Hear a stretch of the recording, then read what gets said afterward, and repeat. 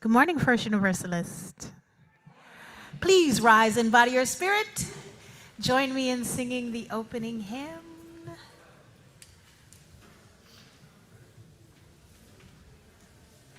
You hear that imaginary accompaniment?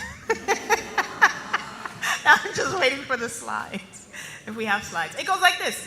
When I breathe in, I'll breathe in peace. When I breathe out, I'll breathe out love. That's the whole song. When I breathe in, I'll breathe in peace. When I breathe out, I'll breathe out love. When I breathe in, I'll breathe in peace. When I breathe out, I'll breathe out love. When I breathe in, I'll breathe in peace. When I breathe out, I'll breathe out love. Keep on doing that.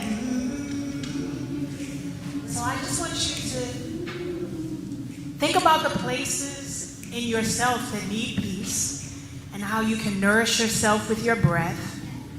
And also think about the places in the world that need your love. And when you sing about sending love, imagine that love blanketing those places and transforming whatever is happening there to something positive. Here we go. When I breathe in, I'll breathe in peace. When I breathe out, I'll breathe out love. When I breathe in, I'll breathe in peace. When I breathe out, I'll breathe out love. One more time. When I breathe in, I'll breathe in peace. When I breathe out, I'll breathe out love.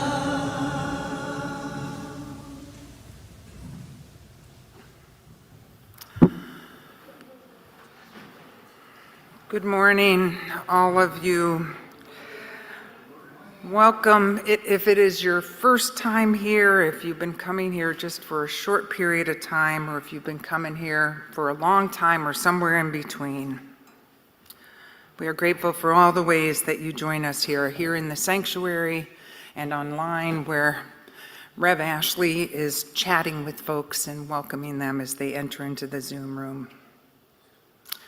I'm grateful today to be joined by Amy and Allison and Maria and Ashley, and I appreciate the ushers and greeters and our tech team who have pivoted as we changed our service with the news from yesterday morning.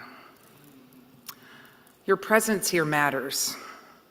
Together, as a community, we create this sacred place. So this weekend wasn't as we had imagined it would be. Devastating news made our quiet blue state the center of national attention. The deadly progression of weeks of unimaginable acts of repression by an administration that criminalizes those who seem to object to them has led to further heartless and dangerous actions. This community is a place that opens up space for grief and for shock, for disbelief, along with the care and the love and the sense of sanctuary that we all need.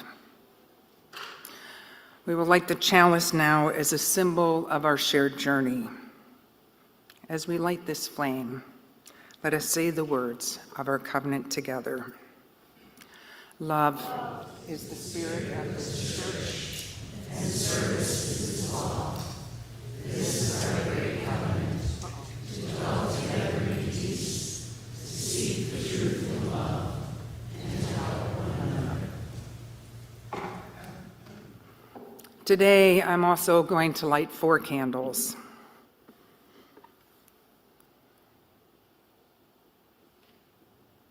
The first one is for Minnesota Representative Melissa Hortman. She was a shining light and an advocate for justice, equity, reproductive rights, the environment, and gun control.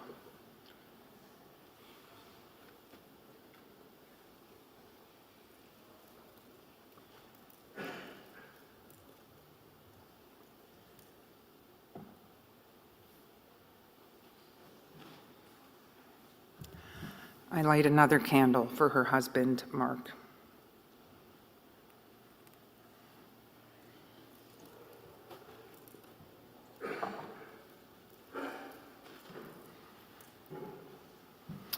And a candle for Senator John Hoffman, another DFL leader.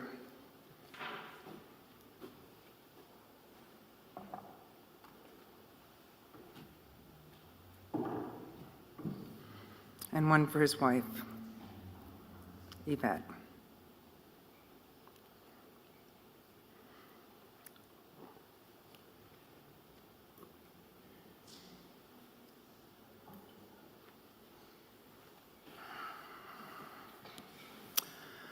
We light these to remember the gift of those who go into public service and the preciousness of their lives and of each of yours.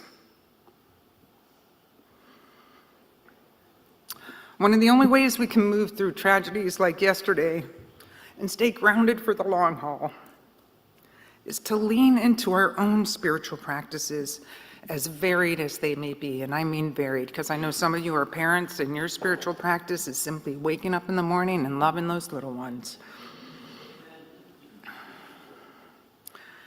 And we sustain ourselves through communal practices that remind us of our bodies and our minds and our spirits and our hearts and each other. So after our breathing song, let's take a moment to sit in the pews or in your chair or sofa at home and just take some time for some meaningful breaths together. Here's a reading by Craig Rowland called I Breathe, to accompany our breaths. I breathe in the warmth of this light, its glow filling the spaces where fear and doubt reside. I breathe out the tension I carry. I release what no longer serves me. I breathe in the strength of our community, a sanctuary of diverse voices and shared purposes. I breathe out the urge to let it go, to let go, to go it. I breathe out the urge to go it alone. I embrace the power of togetherness. I breathe in the courage to speak the truth, even when it trembles on my lips. I breathe out the silence that holds me back. I make space for honesty and justice. I breathe in the hope for transformation, knowing we are here to build and to heal. I breathe out despair, trusting that change is born in small acts of love. May each breath remind us of the sacred rhythm of life, the pulse of creation, and the power we hold to shape the world around us.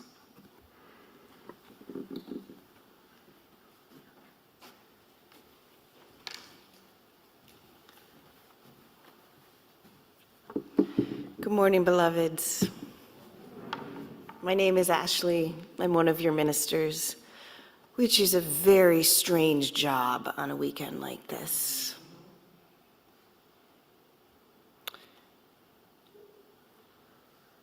Those of us who are your pastors are absolutely no different than you. We just have to say the things out loud. Or at least that's how I understand the job. To hold our learning and our vulnerability up so we can feel less alone with it. Since I woke up and heard the news yesterday, I've been looking for the right words to draw us together in some time for prayer.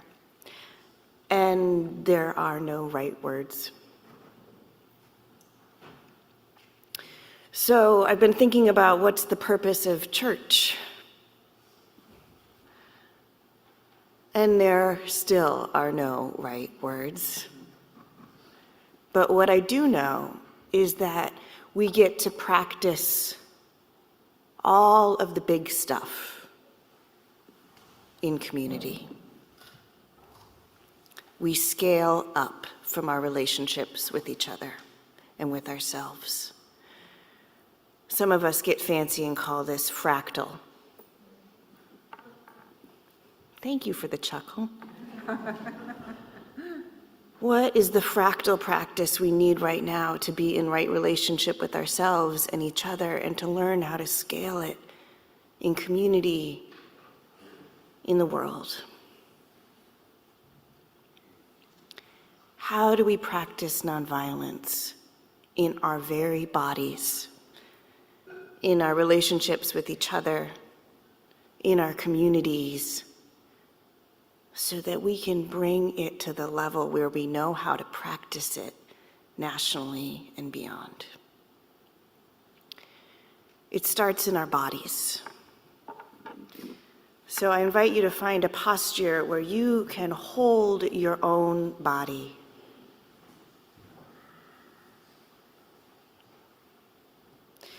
There's a writer named Jaya John who posted yesterday, "Let us hold each other, not like prisons hold inmates, but like the sun holds flowers."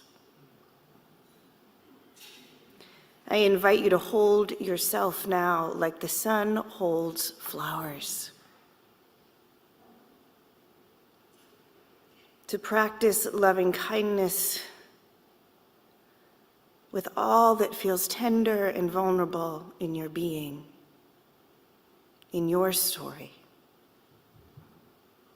Offer it love and mirroring so that it does not need to lash out and find that in the world.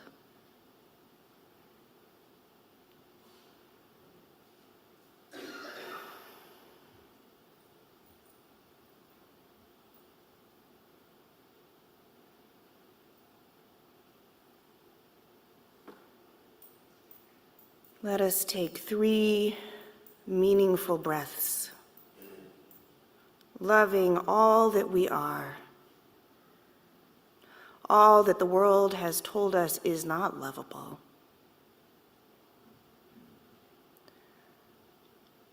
all that we love easily too.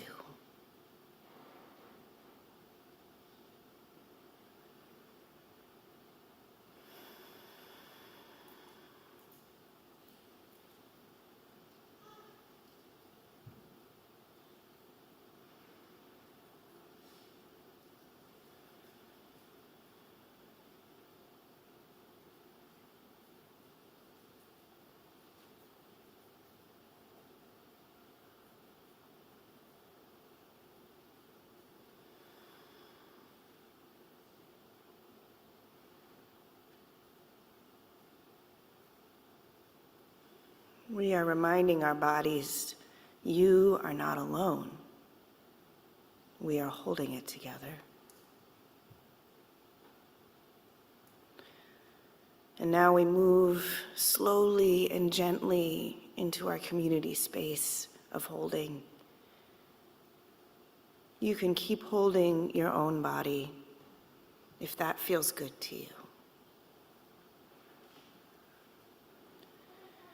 I invite the prayers, the noticings, the longings, and the pain. The circle is open now, in the chat, in this space.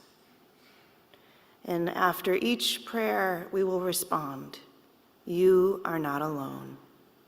We are holding it together.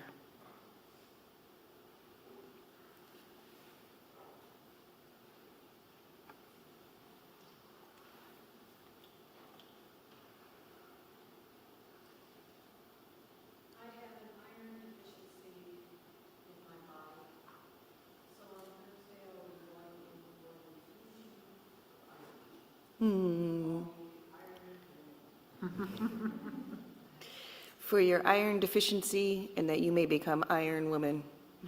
You are not alone. We are holding it together.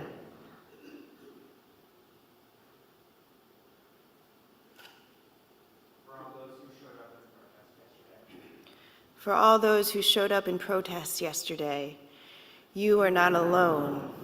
We are holding it together. For those of us who couldn't, you are not alone. We are holding it together. Gratitude for my daughter Ollie's 5th birthday today. Happy birthday, Ollie! You are not alone. We are holding it together.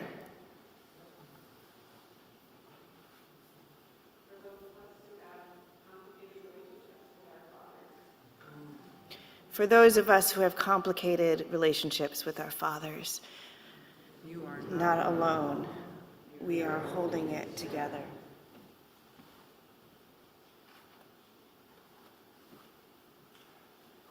My father, as he prepares the funeral of his mother, passed away peacefully on Friday. For your father, as he prepares for the funeral of his mother, who passed away on Friday night. You are not alone. We are holding it together. For your father who died when you were 3, you are not alone. We are holding it together. For the fathers who seek refuge, for the fathers who carry children through rubble, for fathers who create safe places, for fathers who are found, for fathers who are chosen, for fathers who give and receive love. You are not alone. We are holding it together.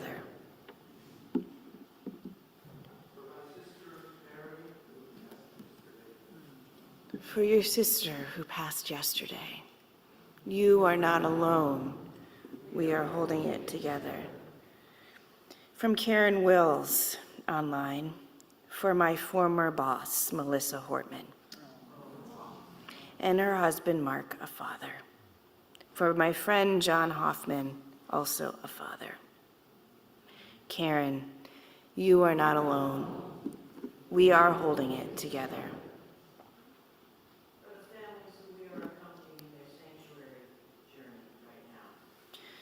For the families we are holding in their sanctuary journey right now, a special edition holding Karen and Chloe and Omar extra tight as they ponder and discern the reality of whether or not voluntary deportation might be their safest option.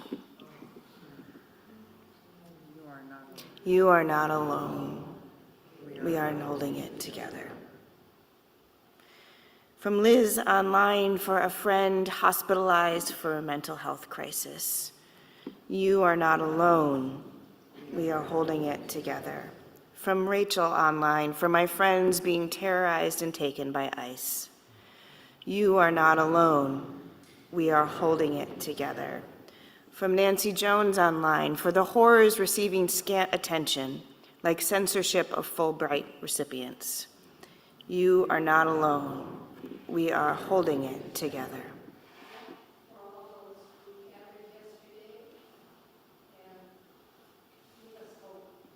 For all those who gathered yesterday and gave us hope, you are not alone. We are holding it together. From Todd online, for all oppressed peoples in the Middle East, you are not alone. We are holding it together. For a family dealing with suicide, you are not alone. We are holding it together. For the people in Iran, you are not alone. We are holding it together.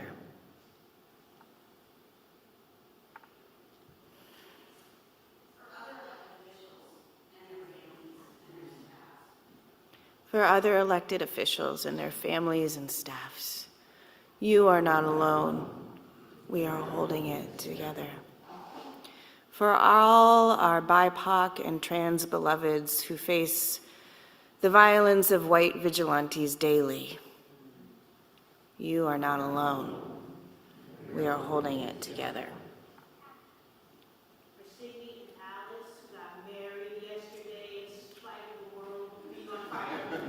For Sydney and Alice who got married yesterday.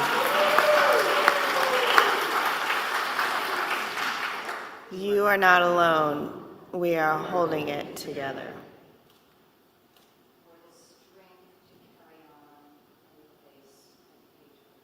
For the strength to carry on in the face of hatred. And Debbie, what was the last part?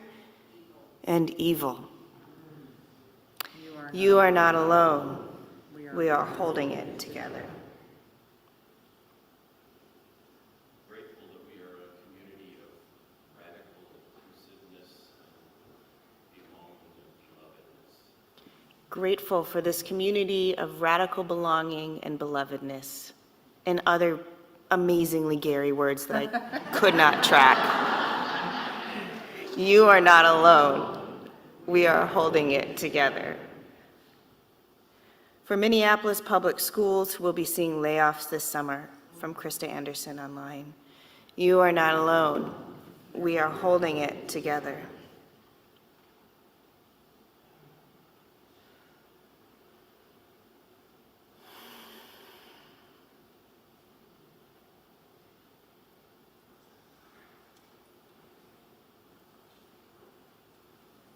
Take a moment.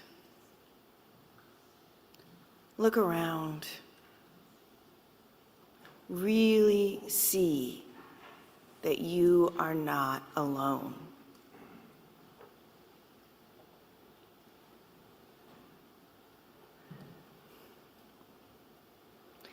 We are holding it together, if only barely.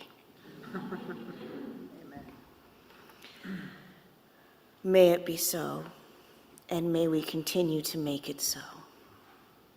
Amen.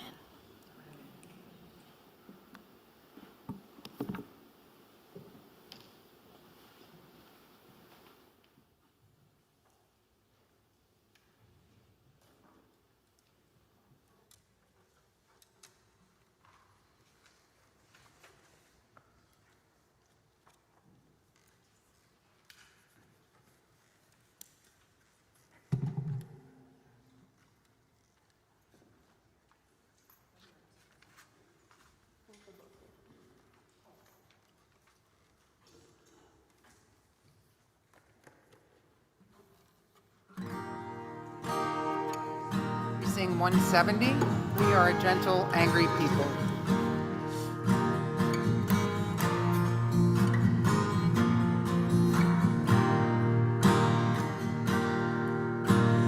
We are a gentle, angry people.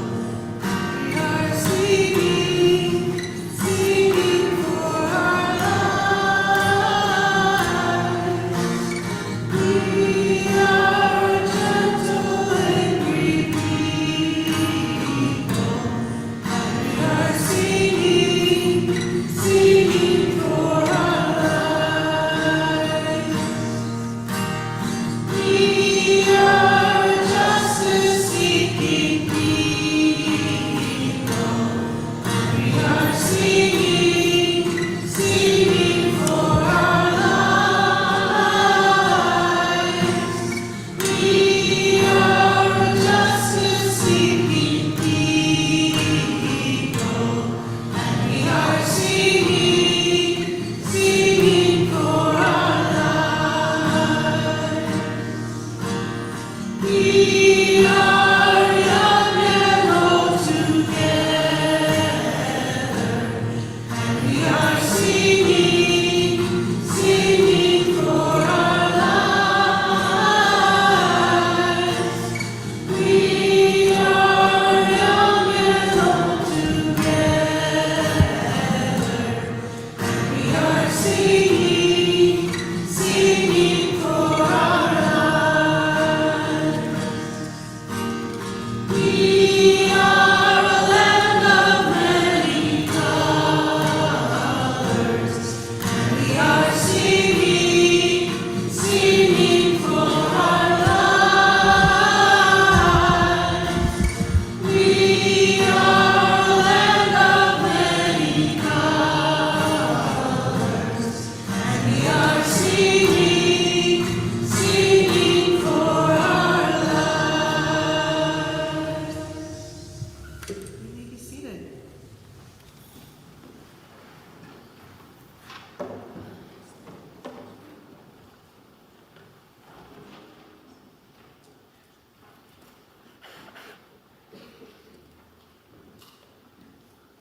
At this time, I invite any kids and youth to come forward to help me water some flowers. Also, if you're an adult and you would like to water some flowers, this is your big day.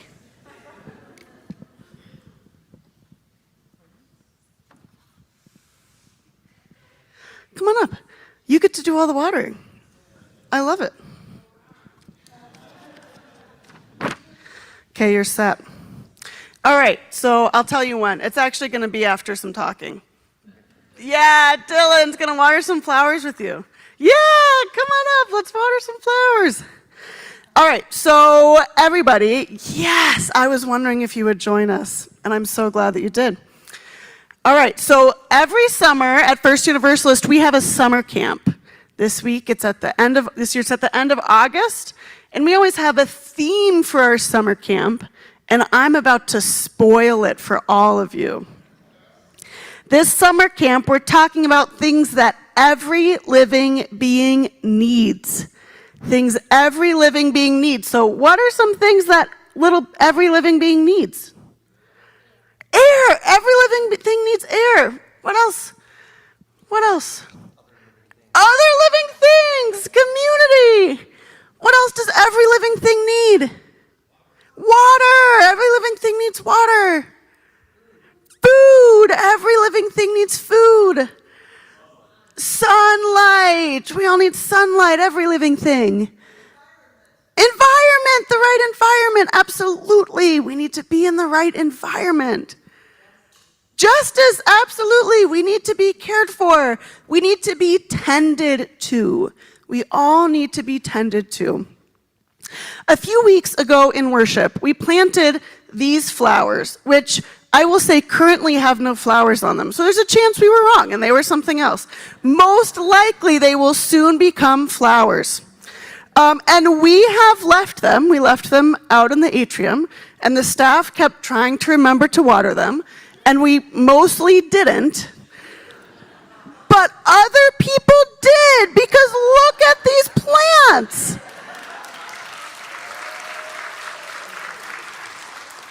Look at these plants. So they might have been watered by even some of you in this room, maybe our visual arts team. If you've watered these flowers, will you raise your hands? Anybody here water? Yeah, people watered the flowers. That's exactly right. So if it weren't for our community watering the flowers, they would not look as good as they do right now. So the flowers that we planted right up here, very close to us, and I want us to look closely at the flowers, so come around so we can see it. Come up to see it. Do they all look the same?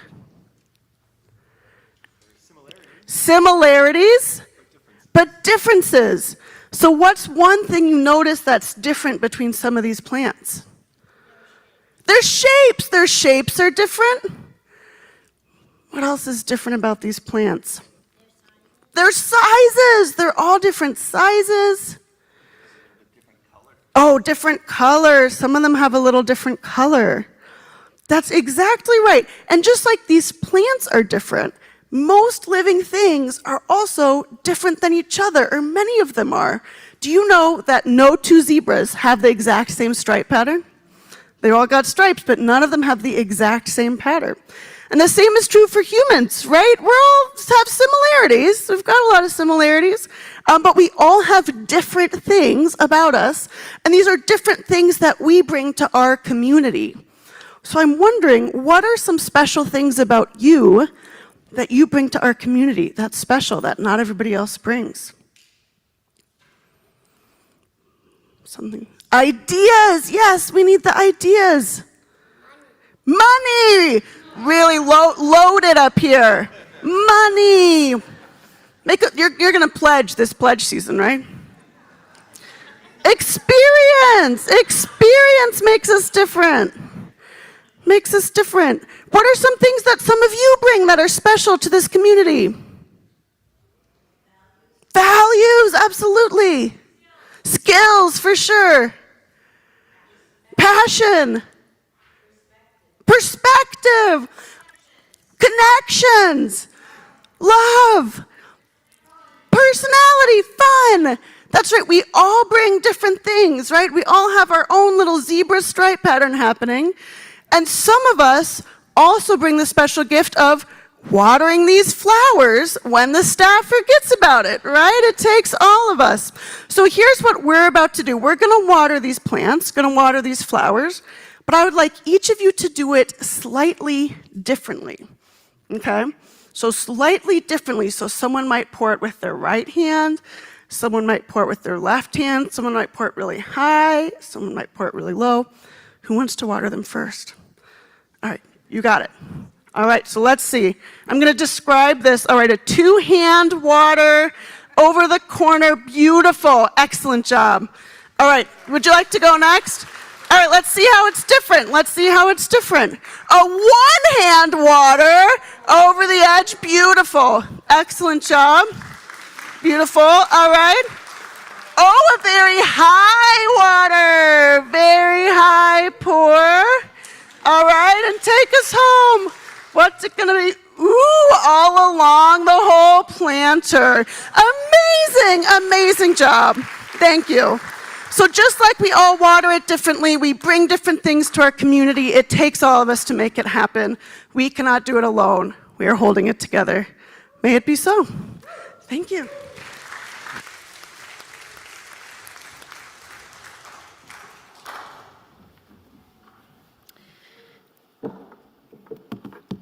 And now is the time when we liberate our resources.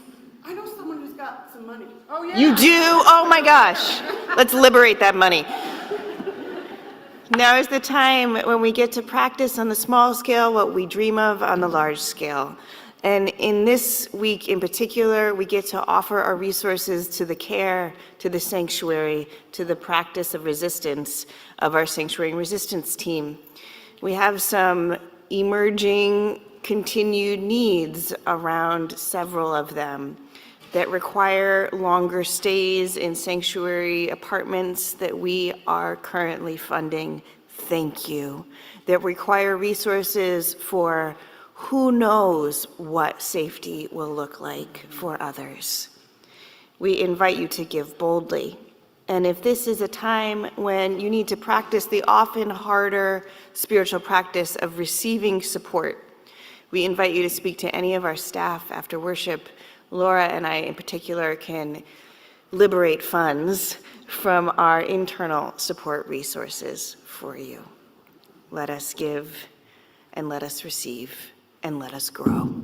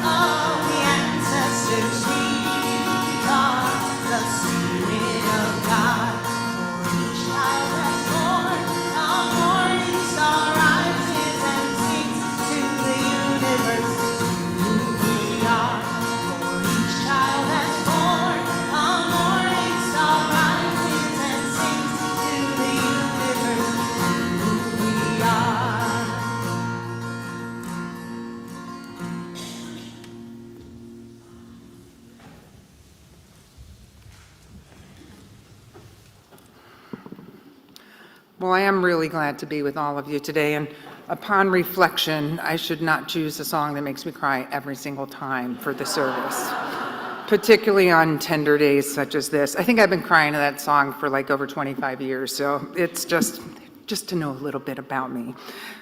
So churches are unique places, thank God. It makes me very happy to know that, unlike schools or workplaces or places we shop or other nonprofits or places we go to be entertained.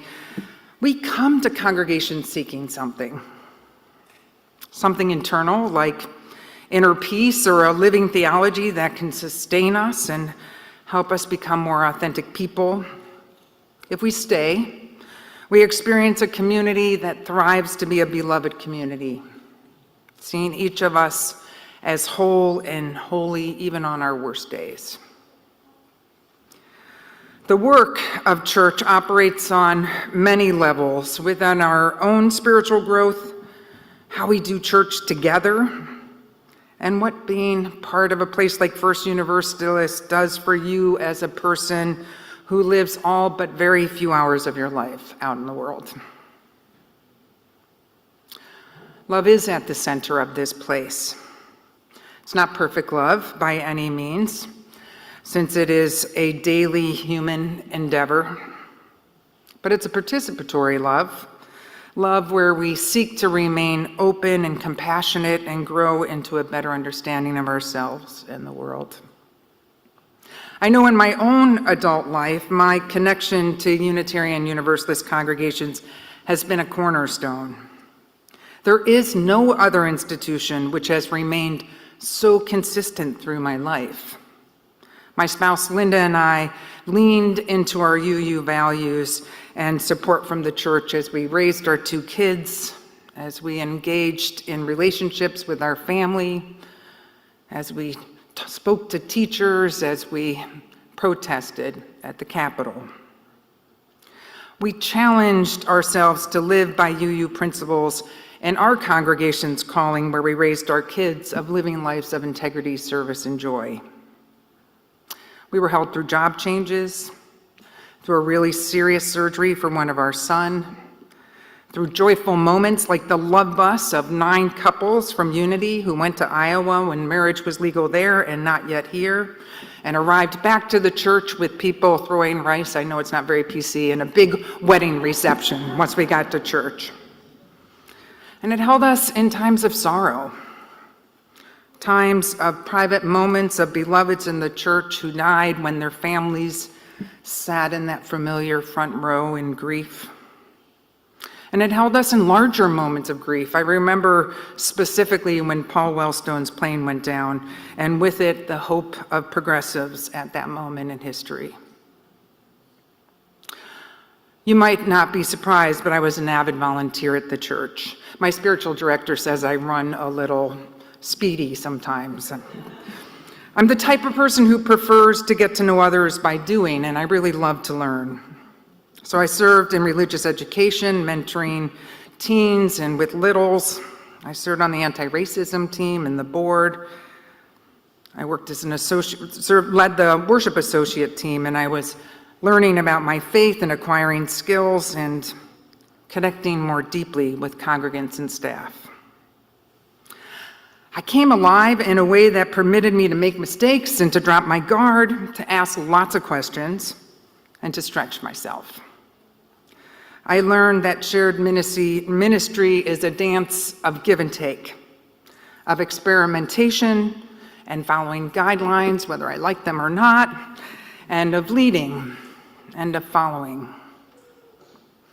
My hope is that we as ministers, staffs, and congregants offer such opportunities and grace to one another as we lean into shared ministry and live into the future of this church.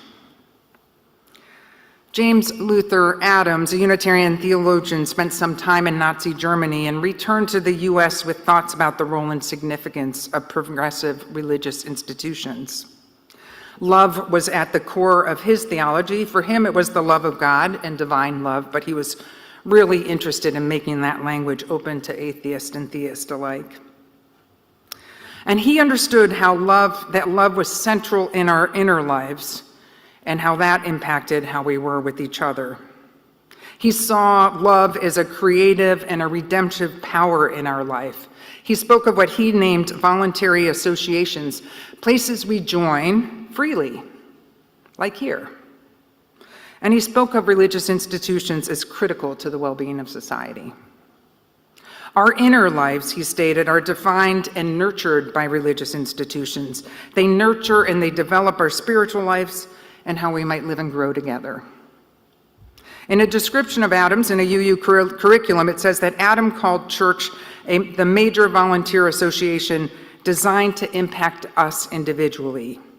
And from this fertile soil, which he called the subsoil of human privacy, I like that, the subsoil of human privacy, the church plows the field and brings forth produce. We bring the vitality and the integrating energy for social justice work and other work in our lives.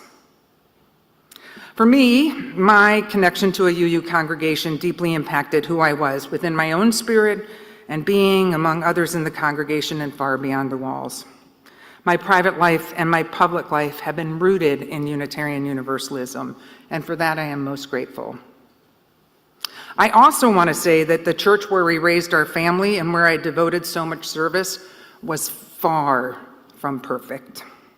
It was, like any institution, made up of people, sometimes messy, sometimes disappointing, sometimes infuriating. But I chose to stay. And it has become and will continue to be, once I retire, my religious home. There's no other institution in my life that has been so significant and long-lasting. And for someone who never imagined being connected to a church, I still find that profound and humbling and somewhat baffling.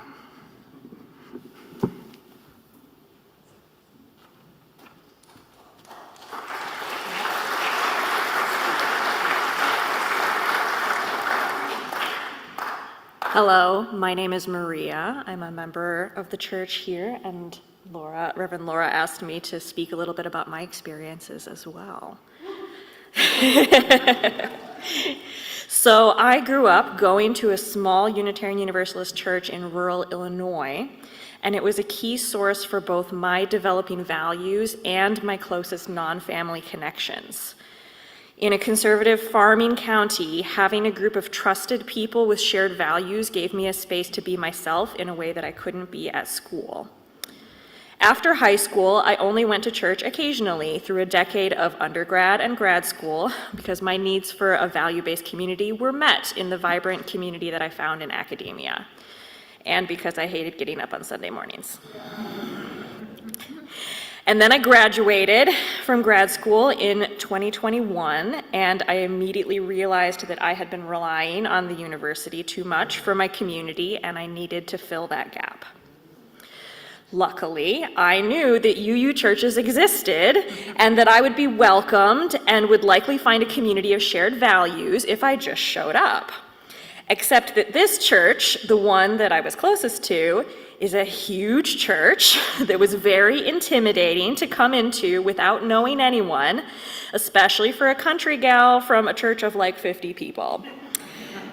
So I started coming to services and events occasionally, but after more than a year, I still didn't feel like I knew almost anyone or like I was part of the community. And since what church really is people doing church together, not being connected with the people meant I wasn't really doing church. And then I realized what I had to do. I had to volunteer for RE, the Religious Education Program. RE was very important for me as a kid, even though it was a lot smaller and less structured than what y'all have here now. And my RE friends and mentors are still an important part of my life. I realized that I could be a part of that for the new generation of youth. I could be the cool mentor that helps them build lifelong friendships.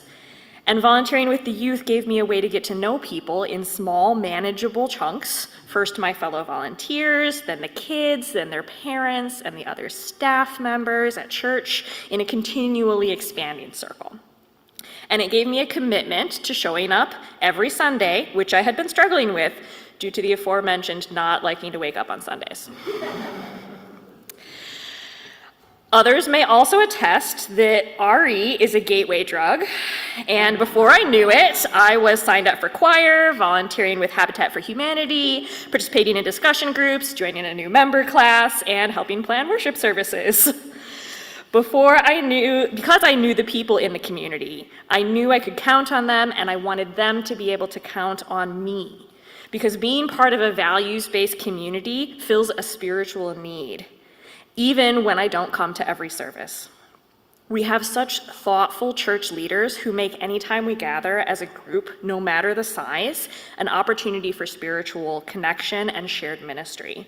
Like Dr. Glenn Thomas lighting a chalice and sharing a blessing before choir rehearsals, and Allison Connolly-Vetter checking in with the senior high advisor team's well-being before we get down to planning events.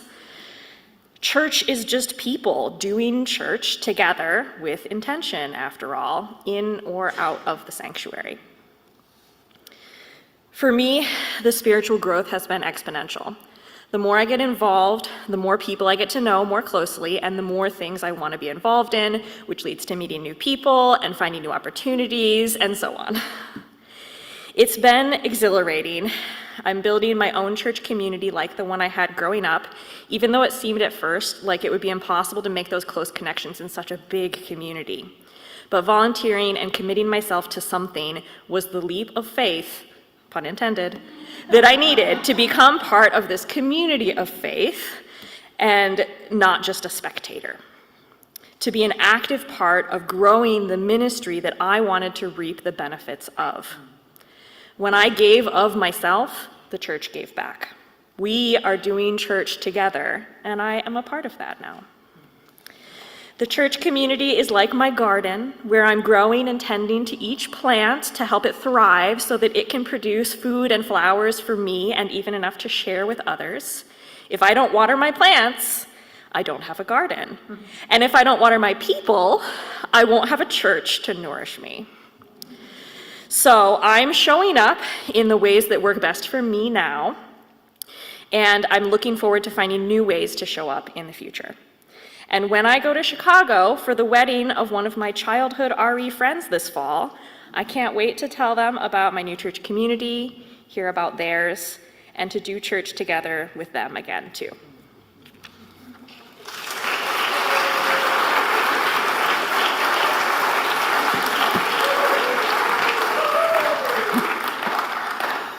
Hello, churches. Like many types of institutions, they fluctuate over time. Here and other churches I've been a part of, there has been this pendulum that swings from programs and responsibilities being very staff-driven, and then programs and responsibilities being more lay-led. And with the addition of the little COVID icing on top of the cake, it has impacted so many parts of congregational life, not just here, but in all churches. There are many places where shared ministry is alive and deepening across in this congregation. Children, youth, and families, obviously, in the life of worship associates, and a reinvigorated choir, and stewardship, and adult spiritual development. There's many other places that I am not going to try to enumerate. And still, we have areas of this church where shared ministry needs to be reimagined, and then created, and then nurtured. My colleague Karen Hutt says spiritual leadership, shared ministry, adapted leadership, collaborative teams, all of these $10 ways of saying working well together, listening to one another, respecting each other's inherent worth and dignity. Authentic shared ministry, she says, is a new way of being religious. I'm not so sure if it's a new way of being religious, but it certainly is a way of being religious together. I've started a new spiritual practice in light of all that's going on in the world. I'm reading this book by Margaret Wheatley. She's a kind of a prolific writer that has informed a lot of people I love. She uses this phrase called the dwelling mind versus the rational mind. I love that, the dwelling mind. It kind of forces a breath into the way that we show up. I think that's the kind of mind that can feed this practice of intentional shared ministry. I think the church can be a laboratory for how we want to be together. I remember the chair of the building team where I used to serve. We owned a building and we were a really small church, so that was a very important team, and boy, it was a little prickly. They had a lot on their plate. I had a new chair, and he was an engineer. I had a lot of engineers in the congregation, and he was ready to get going with the building group to create a project timeline and to start checking off to-dos. During our first one-on-one, I mentioned that for me, the most important role of leadership was to remember that we are a church, that relationships matter, that feeling connected and valued mattered. It mattered more than getting through the agenda each month. It was perplexing to him at first, but by the end of the year, he shared with pride that he got it, and he led with an open heart and a caring leadership style. He grew that year. Last week at our annual meeting of the congregation, Jeff Snyder, the outgoing president of the board, said, "In the spirit of this moment, I invite you to consider what this time calls from us individually and collectively. How might you contribute your unique gifts to our shared ministry?" Honestly, the last thing I want to do is burden those of you who already feel stretched and overburdened by your lives, whether you're parents or caregivers or need to focus on your own health or livelihood, I don't want you to feel pressure. I don't want you to feel guilt around service or your participation in the church.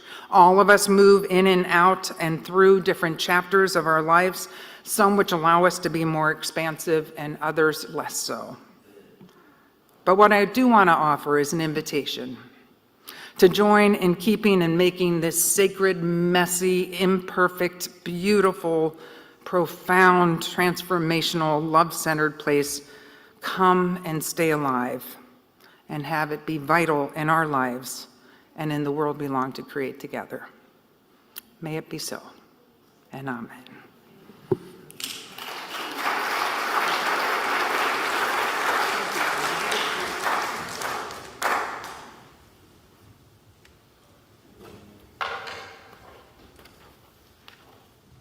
Please rise in body or spirit. The next song that we'll sing is a song that I wrote that we have sung as a church before. It is called "We Will Be." And just like we build the church together, we will build this song together. This is a song that requires your participation to help fill in the blanks of the words that we'll sing together. But first, I'm going to teach this song and the first verse, and then we'll really get into it. So it goes like this. I'll sing a line, and then you'll sing it back to me. We will be. Your turn. We will be. My turn. We will be tender with humanity. Your turn. We will be tender with humanity. My turn. We will be rooted in community. We will be rooted in community. It will be love, our love that sets us free. It will be love, our love that sets us free. Beautiful. Let's sing that first verse all together as if we believe it.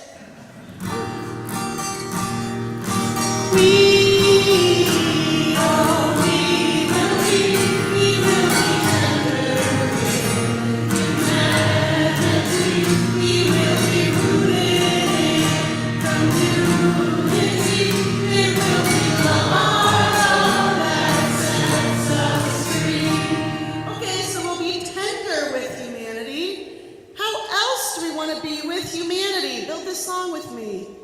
Engage. We want to be engaged with humanity. Let's sing it. We'll be engaged with humanity. We will be rooted in community. It will be love, our love that sets us free. What else are we going to be with humanity? Connected. We are sure as heck going to be connected.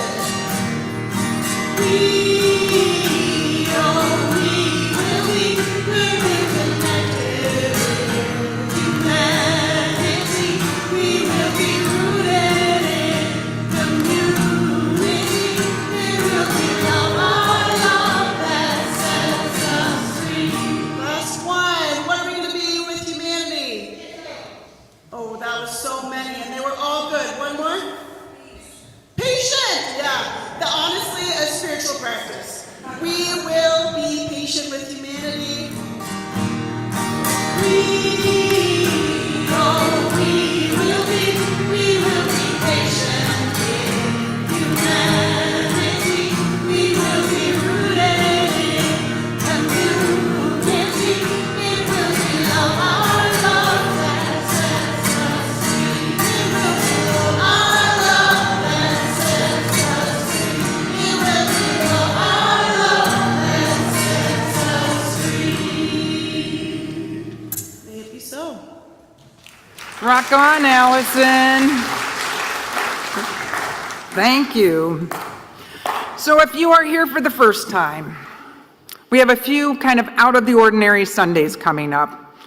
The first is this next coming Sunday, which is our General Assembly Sunday service, and then following that is our Pride Sunday, where we'll gather and have a shorter service and then send everybody else downtown for the event. The rest of the summer, we're going to hold regular 10 o'clock services here in the sanctuary, so hope you will join us. Next week, we are the host of joining of many different congregations in the Twin Cities for viewing our annual General Assembly Sunday service at the Riverview Theater. Thousands of UUs are going to be gathering in Baltimore starting today. Ministers gather early, and then everybody else comes after that. And these large worship services are just awesome. I know some of you have been there with me. So this is a chance to witness that and to be together and to do church with popcorn. So hey, I hope you can join us. So the doors open. It's not here. You do not come here. Thank you. Nobody's going to be here. The doors will be shut. We will try to remember to hang signs. If we don't do that, if somebody else wants, no, just kidding. Doors open at 9:30, and then the service starts at 10. And that's at the Riverview Theater. It's in the Liberal. It will come out in the Liberal. It'll come out again on Thursday. So let's just close with a few more breaths as I extinguish the candles that we lit at the beginning of the service.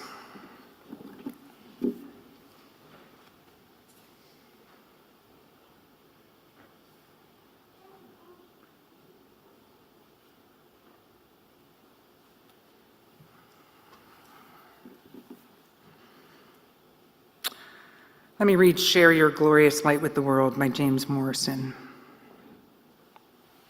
Within each of your hearts, there is a most glorious light. Go forth and let its spark help you understand what troubles both you and others. Go forth and let its light of reason be a guide in your decisions. Go forth and bring its ray of hope to those in need of help in both body and spirit, that they may find healing.